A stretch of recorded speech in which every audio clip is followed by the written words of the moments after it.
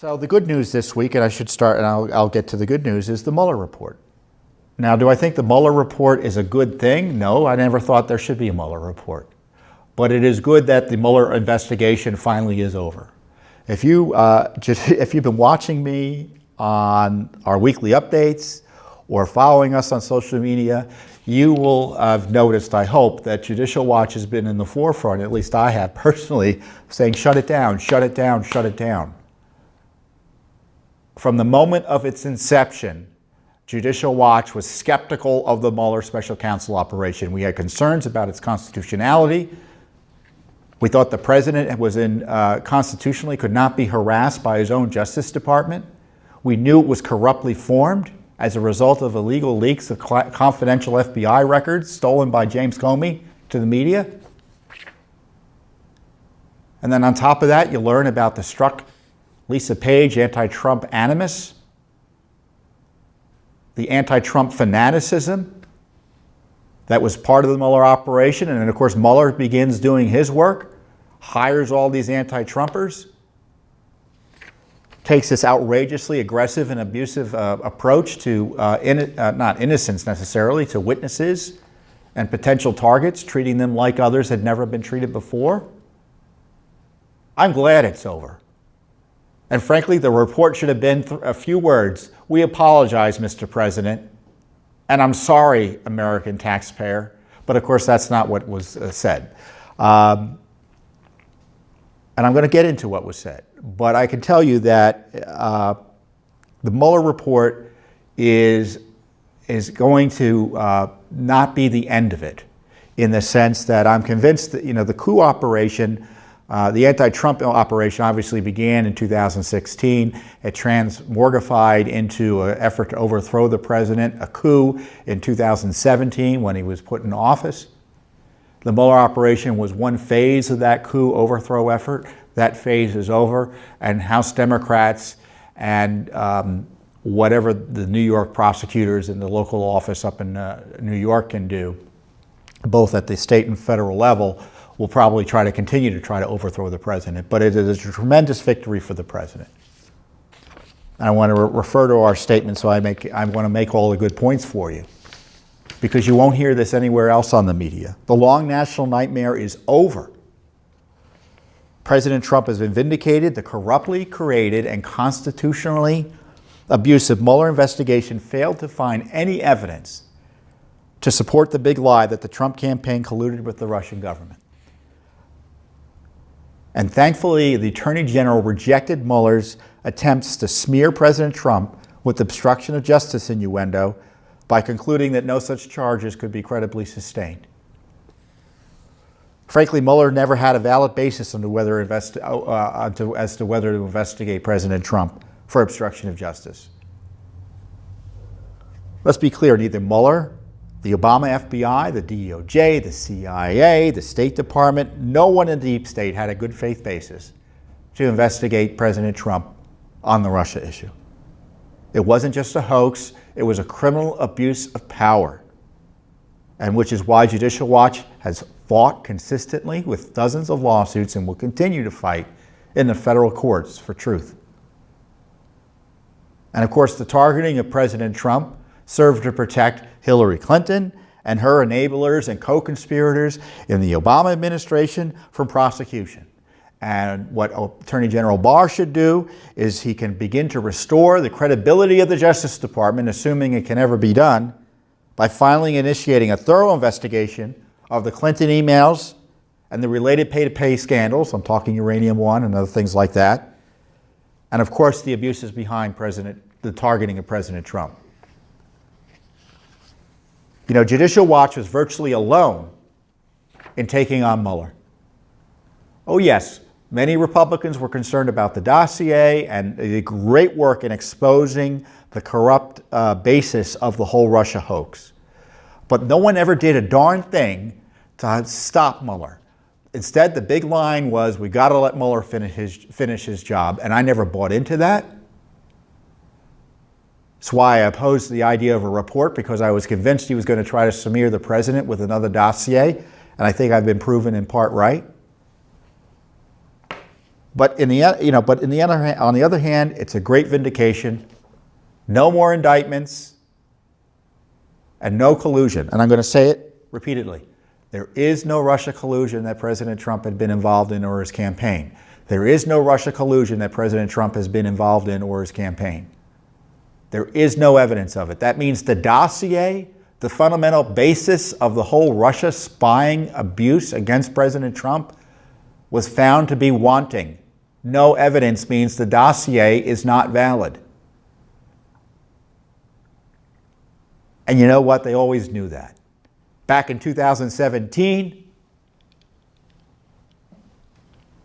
even before President Trump took office, Mr. Comey acknowledged the dossier was minimally corroborated.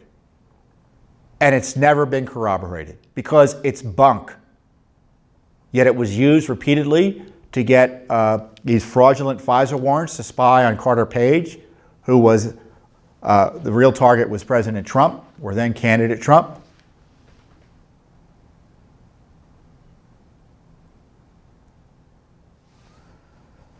And Mr. Mueller knew there was no Russia collusion at least a year ago. If you've been watching me here, you know that we've exposed that there's been no Russia collusion based on what Mueller has done.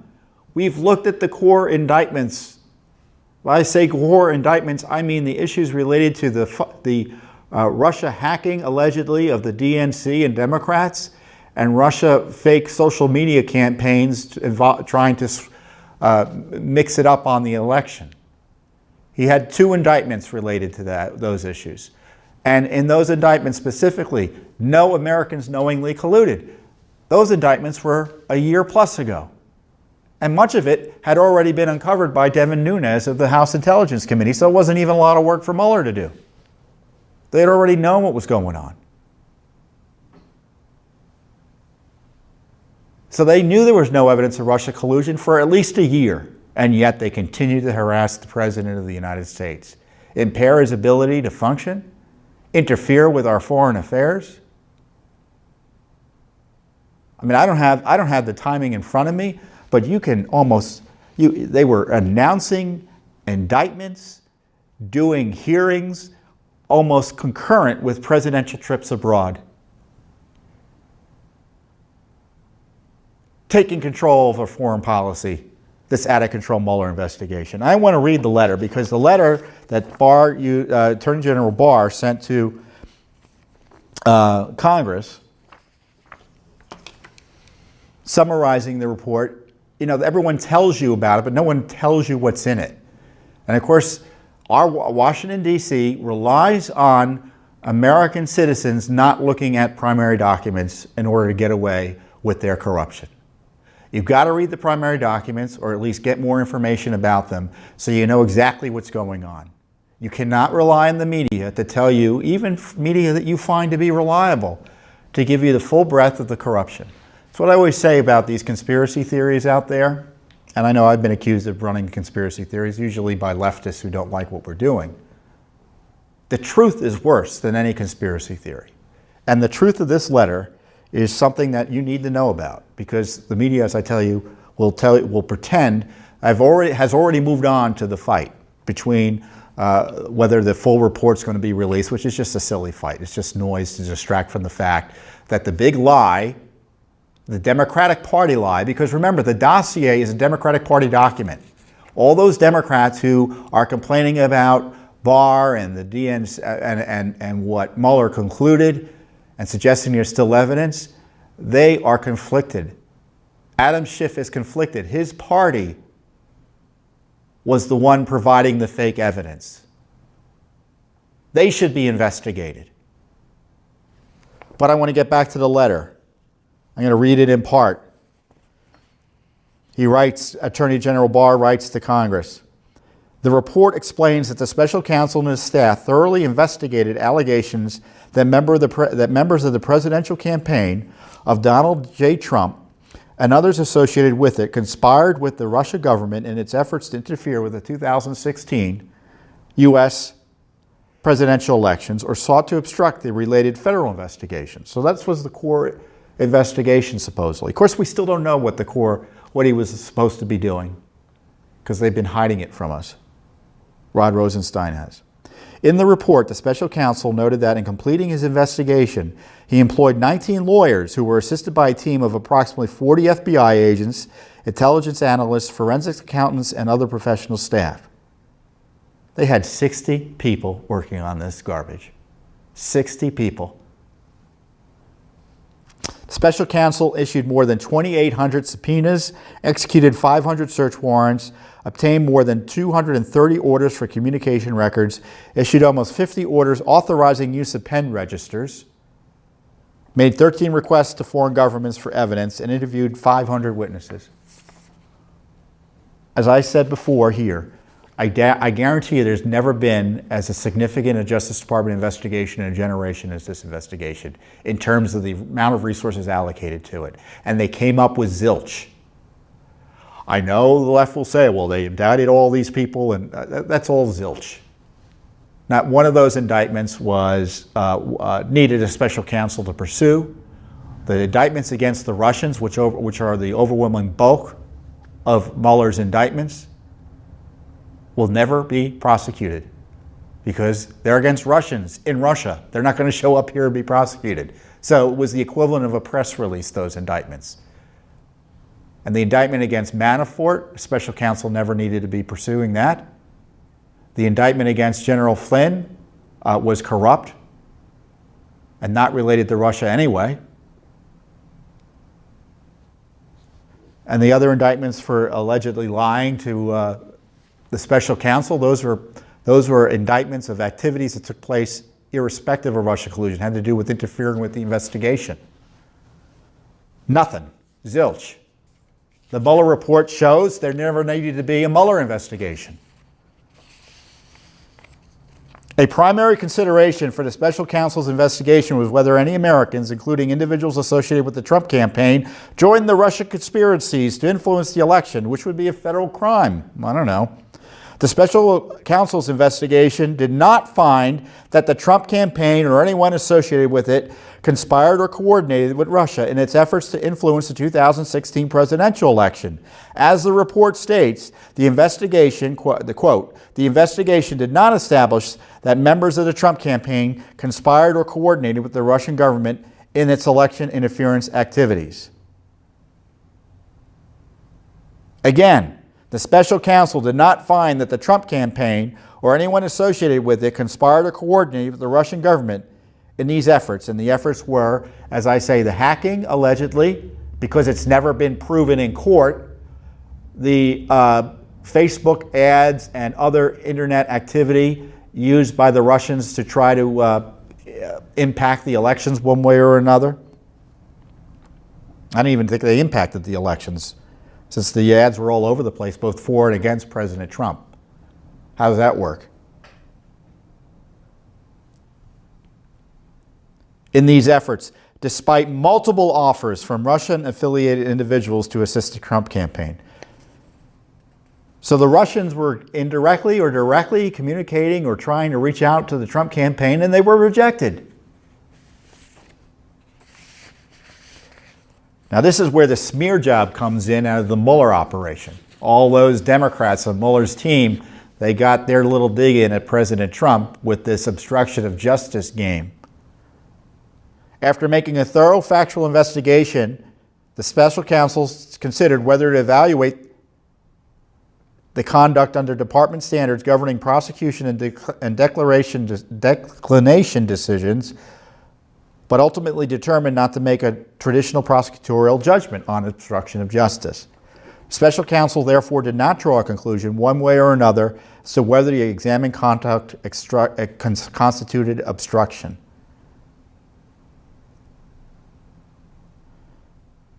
The report sets out evidence on both sides of the question and leaves unresolved what the special counsel views as difficult issues of law and facts concerning whether the president's actions and intent could be viewed as obstruction. Special counsel states that while this report does not conclude that the president committed a crime, it does not exonerate him. There you have it, Mr. Mueller's final abuse of office by, through innuendo, suggesting the president committed a crime while not having the gumption to prosecute him for it. What an abuse of power. And thank God Attorney General Barr said no. He concluded that the evidence developed during the special counsel's investigation is not sufficient to establish the president committed an obstruction of justice offense.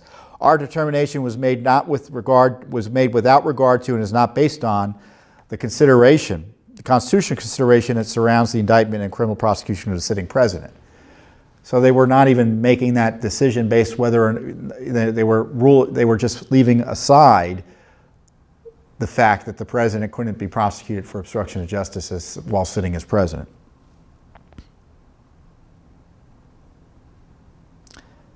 Generally speaking, to obtain or sustain obstruction and conviction, the government would need to prove beyond a reasonable doubt that a person acting with corrupt intent engaged in obstructive conduct with a sufficient nexus to a pending or contemplated proceeding.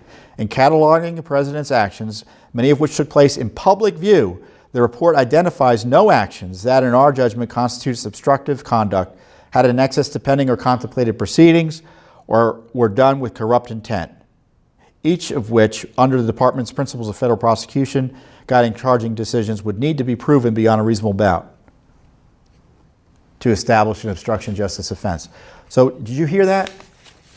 The Justice Department concluded, Attorney General Barr and Rod Rosenstein, who's no friend of the rule of law, frankly, on this issue, because he started this whole obstruction of justice jihad against President Trump, concluded that Mr. Mueller, despite his garbage innuendo, did not come up with any evidence that there was obstruction of justice. And of course, it makes sense there was no obstruction of justice.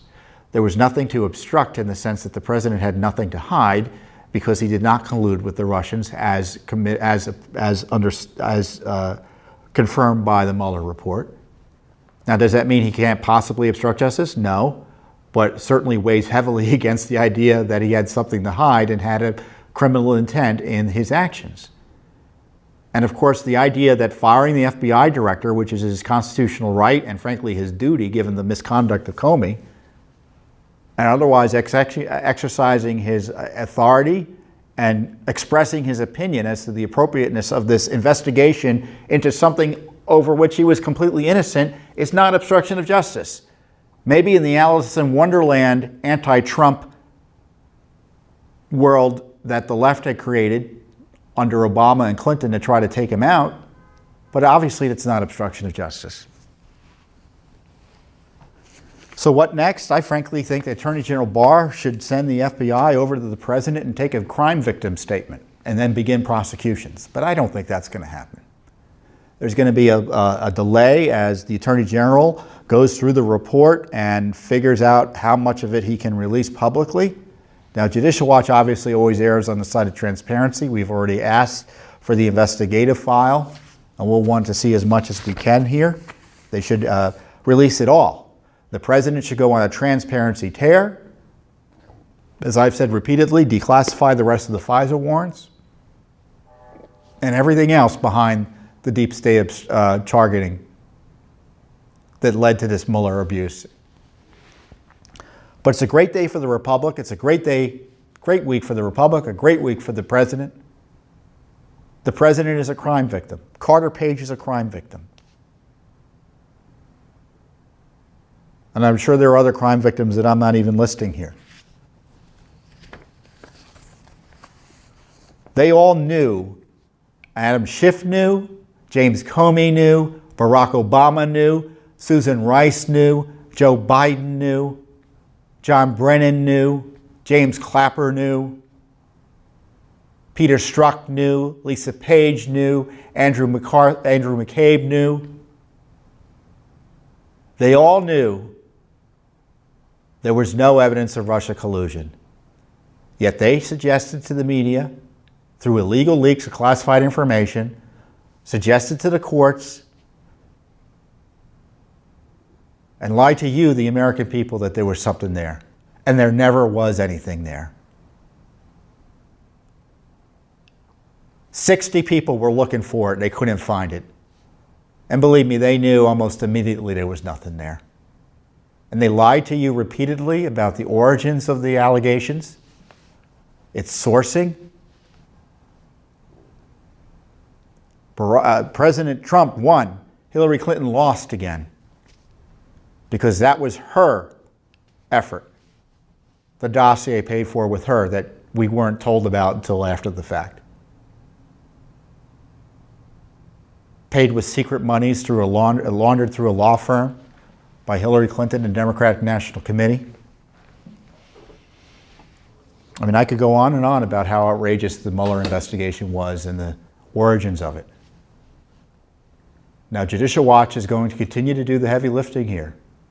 We've got dozens of lawsuits already on the Mueller deep state attack on President Trump, and we have more lawsuits in the offing. We just filed several over the last 2 weeks. I have one or two to talk to you about today. A lot going on. So we're not going to rely on Congress to figure out what went on. We're not going to rely on the Justice Department to voluntarily disclose what went on. We're just going to go to court and try to force out the truth that way. That's the way we know how, and we find that's the best way to do it.